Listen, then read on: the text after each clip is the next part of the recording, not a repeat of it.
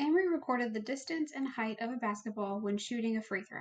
So number 1, find the quadratic equation for the relationship of the horizontal distance and the height of the ball, round to 3 decimal places. So first thing is we're going to need to put this table into our calculator in order to use a regression. So the way you put a table into your calculator is you're going to press the stat button. Then you're going to press number 1 for edit, and L1 is your x's and L2 is your y's.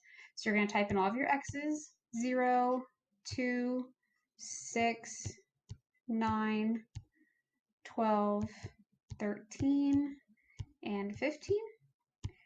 Then you're going to go over to list 2 and you're going to type in your y's, 4, 8.4, 12.1, 14.2, 13.2, 10.5, and 9.8. And make sure you press enter on the last one, otherwise it won't see that it's actually there. Okay, now that we have our list into the calculator, we're going to calculate a quadratic regression. So you're going to press stat again, but this time you're going to move over to calculate. Go down to number 5 where it says quad reg, that's your quadratic regression, and press enter. So the X list is asking you where did you put your X's. So we put them in L1, so that one's fine. The Y list is asking where did you put your Y's. We put those in L2.